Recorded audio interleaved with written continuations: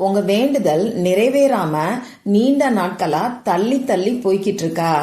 எவ்வளவோ பரிகாரங்களை செஞ்சோம், வழிபாடுகளை செஞ்சோம், இந்த வேண்டுதல் நிறைவேறவே மாட்டேங்குதுன்னு சொல்லி கவலையோட இருக்கீங்களா? எனக்கு இந்த வேண்டுதல் மட்டும் நடந்துட்டா போதும், என் வாழ்க்கையில எனக்கு வேற எதுவுமே தேவையில்லைன்னு சொல்லி நினைக்கிறீங்களா? அப்போ கரெக்டான வீடியோவுக்கு தான் நீங்க வந்திருக்கீங்க. உங்களுக்கு நீண்ட நாட்களா நிறைவேறாத வேண்டுதல் இருந்தாலும் சரி, 24 மணி நேரத்துக்குள்ள உங்க வேண்டுதல் நிச்சயமா நிறைவேறும். இதுக்கு நமக்கு ஒரு டம்ளர் தண்ணீர் மட்டும் போதும். இப்படிப்பட்ட சக்தி வாய்ந்த பரிகாரம் என்னன்னு தெரிஞ்சுக்கணும்னா வாங்க இந்த வீடியோல நாம தெரிஞ்சுக்கலாம். வராகி பக்தர்கள் அனைவருக்கும் வணக்கம். இது நம்ம ஆதி வராகி யூடியூப் சேனல். வராகி அன்னையோட அருள் பரிபூரணமா எல்லாருக்குமே கிடைக்கணும்னு மனசார பிரார்த்தனை செஞ்சுக்கிட்டு நாம இந்த பதிவை ஆரம்பிக்கலாம். இன்னைக்கு பிப்ரவரி மாசம் 24ஆம் தேதி சனிக்கிழமை. ரொம்ப ரொம்ப அதிசக்தி வாய்ந்த நாள்னே சொல்லலாம். வருஷத்துக்கு ஒரு தடவை மட்டுமே வரக்கூடிய மிகவும் அற்புதமான நாள் தான் இன்னைக்கு நமக்கு இருக்கு. இப்போ இந்த பதிவுல நாம என்ன பார்க்க போறோம்னு பாத்தீங்கன்னா, இதுவுமே இன்னைக்கு செய்ய வேண்டிய பரிகாரம் தான். பண தேவைகளுக்காக மட்டும் இல்லாம நம்ம வாழ்க்கையில இருக்கக்கூடிய எல்லா வேண்டுதலும் எல்லா தேவைகளும் நிறைவேறதுக்காக இன்னைக்கு நாம செய்ய வேண்டிய பரிகாரத்தை தான் இப்ப நாம பார்க்க போறோம். இந்த வீடியோல பூஜை இல்லாத வழிபாடு இல்லாத ஒரு முறையை பத்தி தான் நான் உங்களுக்கு சொல்ல போறேன். ஆண்கள் பெண்கள் யாரு வேணாலும் செய்யலாம். பிறப்பு தீட்டு இறப்பு தீட்டு இருந்தாலும் செய்யலாம். பெண்களுக்கு மாதவிடாய் சமயமா இருந்தாலும் இந்த பரிகாரத்தை செய்யலாம். இன்னைக்கு நீங்க அசைவம் சாப்பிட்டு இருந்தாலும் இந்த பரிகாரத்தை செய்யலாம். நம்ம சேனலை பொறுத்தளவுக்கு இந்த பரிகாரத்துக்கு தேவையான பொருட்கள் என்னன்னு இப்ப நான் உங்களுக்கு சொல்றேன். தண்ணீர் தேவைப்படும். அதுவும் குடிக்கிற தண்ணீர் மட்டும்தான் இந்த பரிகாரத்துக்கு நமக்கு தேவைப்படும்.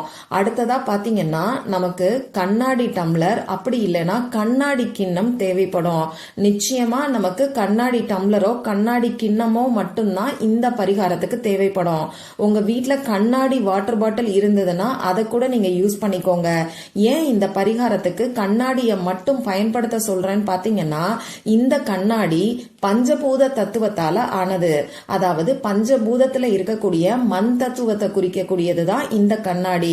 அது மட்டும் இல்லாம இந்த கண்ணாடிக்கு நம்ம எண்ணங்களை ஈர்க்கக்கூடிய சக்தி அதிகம். அதே மாதிரி நம்ம எண்ணங்களை இந்த பிரபஞ்சத்துக்கு இந்த கண்ணாடி கொண்டு போய் சேர்க்கும். அதனாலதான் கண்ணாடி கிண்ணம் அப்படி இல்லைன்னா கண்ணாடி டம்ளரை பயன்படுத்த சொல்லி நான் உங்களுக்கு சொல்றேன். அடுத்ததா பாத்தீங்கன்னா நமக்கு ஒரு பேப்பர் தேவைப்படும். கோடு போடாத அன்ரூல்டு பேப்பரா எடுத்துக்கோங்க. நீங்க கண்ணாடி டம்ளர் எடுத்துக்கிறீங்கன்னா அதை விட கொஞ்சம் பெரிய சைஸ், அதாவது கண்ணாடி டம்ளரோட அடி பாகத்தை விட கொஞ்சம் பெரிய சைஸ்ல பேப்பர் எடுத்துக்கோங்க. கண்ணாடி கிண்ணம் எடுத்துக்கிறீங்கன்னா அதோட அடிபாகத்தை விட கொஞ்சம் பெரிய சைஸ்ல பேப்பர் எடுத்துக்கோங்க. மேக்சிமம் நம்ம உள்ளங்கை அளவுக்கு பேப்பர் இருந்தா இந்த பரிகாரத்துக்கு கரெக்டா இருக்கும். இந்த பேப்பர்ல எழுதுறதுக்கு நமக்கு பேனாவோ ஸ்கெட்ச் பேனாவோ மார்க்கரோ தேவைப்படும். இந்த பரிகாரத்துக்கு ப்ளூ கலர்ல இங்கு வரக்கூடிய பேனா இருந்தாலே நமக்கு போதும். பொதுவா பௌர்ணமி நாள்ல சந்திர பகவானுடைய வழிபாடும் சிவபெருமானுக்குரிய வழிபாடும் நாம செய்வோம். அந்த வகையில சிவபெருமானோட பரிபூரணமான அருள் நமக்கு கிடைக்கிறதுக்கு, சிவபெருமானோட எனர்ஜி நமக்கு கிடைக்கிறதுக்கு சிவபெருமான் சம்பந்தப்பட்ட ஒரு ஸ்விட்ச் வேர்டை தான் இந்த பதிவுல நான் உங்களுக்கு சொல்ல போறேன்.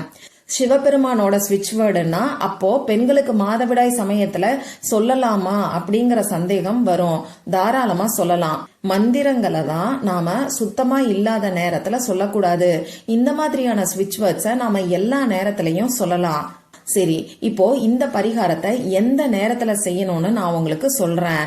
இன்னைக்கு சாயங்காலம் 5 மணிக்கு மேல நைட்டு 12 மணிக்குள்ள நீங்க எப்ப வேணாலும் செய்யலாம்.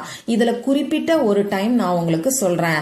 அதை பயன்படுத்தும் போது 100% ரிசல்ட்னு உங்களுக்கு சொல்றத காட்டிலும் 200% ரிசல்ட் கிடைக்கும்னே சொல்லலாம். அந்த அளவுக்கு சக்தி வாய்ந்த நேரத்தை தான் இப்ப நான் உங்களுக்கு சொல்ல போறேன். அது என்னன்னு பாத்தீங்கன்னா சோடசக்கலை நேரம் தான். அமாவாசை மற்றும் பௌர்ணமி முடிஞ்சதுக்கு அப்புறம் அப்புறமா வரக்கூடிய நேரம் தான் இந்த சோடசக்கலை நேரம். இந்த சோடசக்கலை நேரம் பாத்தீங்கன்னா சித்தர்களால நமக்கு கொடுக்கப்பட்டிருக்கக்கூடிய நேரம். இந்த சோடசக்கலை நேரம் மொத்தமா நமக்கு 2 மணி நேரம் இருக்கும். இந்த 2 மணி நேரத்துல ஏதாவது ஒரு 5 நொடிகள் மட்டும் இந்த உலகம் ஃபுல்லா திருமூர்த்தி கடவுளோட ஆதிக்கத்துல இருக்கும். அது எந்த 5 நொடிகள்னு நம்ம யாருக்குமே தெரியாது. அதனால இந்த 2 மணி நேரம் ஃபுல்லா நம்ம தேவைகளை நம்ம மனசுக்குள்ள நாம நினைச்சுக்கிட்டு இருந்தா கூட நம்ம தேவைகள் உடனடியா நிறைவேற ஆரம்பிக்கும். இப்படிப்பட்ட சக்தி வாய்ந்த நேரத்துல நீங்க செய்யக்கூடிய பரிகாரத்துக்கும் 200% பலன்கள் உங்களுக்கு கிடைக்கும்னே சொல்லலாம். சரி, இந்த சோடசக்கலை நேரம் இன்னைக்கு எப்ப வருதுன்னு நான் உங்களுக்கு சொல்றேன். சாயங்காலம் 5 மணி 51 நிமிடங்களுக்கு ஆரம்பமாகி சாயங்காலம் 7 மணி 51 நிமிடங்கள் வரைக்கும் நமக்கு இந்த சோடசக்கலை நேரம் இருக்கு. குறிப்பிட்ட இந்த 2 மணி நேரத்துல இந்த பரிகாரத்தை செய்யறது உங்களுக்கு கை மேல பலன் கொடுக்கும். அப்படி இந்த நேரத்தை பயன்படுத்திக்க முடியலன்னா பரவாயில்ல, நைட்டு 12 மணிக்குள்ள நீங்க தூங்க போறதுக்கு முன்னாடி இந்த பரிகாரத்தை செய்யுங்க. இப்ப நான் சொன்ன குறிப்பிட்ட நேரத்துல அமைதியான ஒரு இடத்துல நீங்க உட்கார்ந்துக்கோங்க. உங்க வீட்டுல எங்க உட்கார்ந்துகிட்டு வேணாலும் இந்த பரிகாரத்தை செய்யலாம். நீங்க எடுத்து வச்சிருக்கக்கூடிய பேப்பர்ல முதல்ல ஒரு சர்க்கிள், அதாவது வட்டத்தை வரைஞ்சுக்கோங்க. காம்பஸ் வச்சு வளையல் வச்சு ஏதாவது மூடி வச்சு கூட இந்த சர்க்கிளை நீங்க போட்டுக்கலாம். இந்த சர்க்கிளுக்கு நடுவுல பேரை எழுதணும். யார் பேரை எழுதணும், எப்படி எழுதணும்னு இப்ப நான் உங்களுக்கு சொல்றேன். யாருக்காக இந்த வேண்டுதல் வைக்கிறீங்களோ அவங்களுடைய பெயரை நீங்க எழுதணும். இனிஷியலோட சேர்த்து ஃபுல் பெயரையும் நீங்க எழுதணும். இந்த பரிகாரத்தை நீங்க உங்களுக்காகவும் உங்க வீட்டுல இருக்கக்கூடிய ஃபேமிலி மெம்பர்ஸ்க்காகவும் செய்யலாம். உங்க பையன் பொண்ணு திருமணம் ஆகிறதுக்காக இந்த பரிகாரத்தை நீங்க செய்யறீங்கன்னா அவங்களுடைய ஃபுல் பேரை இனிஷியலோட எடுத்துக்கோங்க. உங்க கணவரோட பெயர்ல கடன் இருக்குன்னா அவரோட பேரை இனிஷியலோட எழுதிக்கோங்க. அதே மாதிரி யாருக்கு வேலை கிடைக்கணுமோ அவங்களுடைய பெயரை எழுதிக்கோங்க.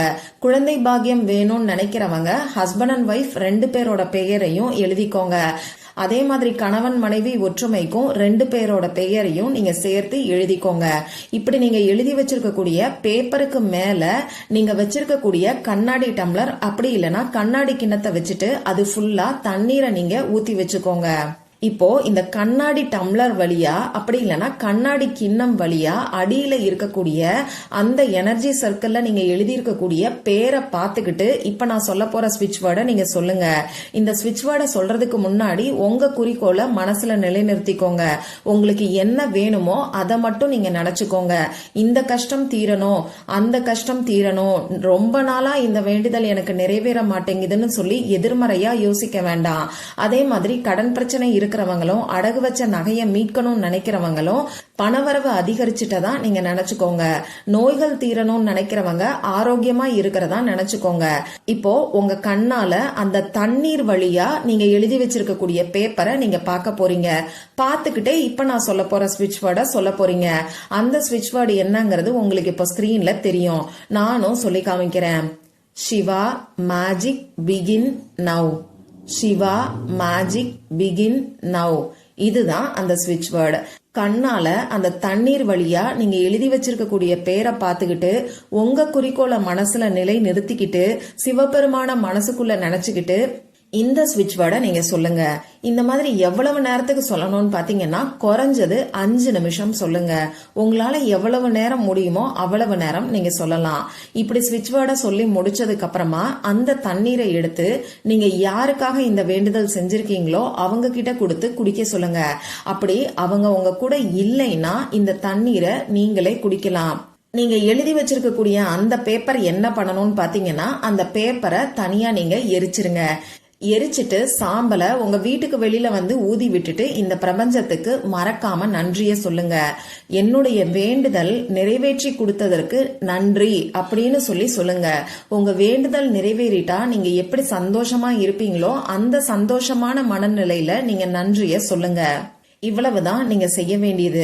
இந்த பதிவுல உங்களுக்கு ஏதாவது சந்தேகம் இருந்துச்சுன்னா எனக்கு கமெண்ட் பாக்ஸ்ல கேளுங்க. அதை நான் உங்களுக்கு உடனே தெளிவுபடுத்துறேன். இந்த பதிவு உங்களுக்கு பிடிச்சிருந்தா லைக் பண்ணிட்டு உங்க ஃப்ரெண்ட்ஸ் அண்ட் ஃபேமிலி கூட ஷேர் பண்ணுங்க. இந்த மாதிரி அந்தந்த நாளுக்கும் நேரத்துக்கும் திதிக்கும் உரிய வழிபாடுகளையும் பரிகாரங்களையும் நீங்க மிஸ் பண்ணாம தெரிஞ்சுக்கிறதுக்கு நம்ம சேனலை மறக்காம சப்ஸ்கிரைப் பண்ணிட்டு பக்கத்துல இருக்கக்கூடிய பெல் ஐகானையும் பிரஸ் பண்ணிக்கோங்க. மற்றும் ஒரு பயனுள்ள பதிவுல நாம சந்திக்கலாம். நன்றி.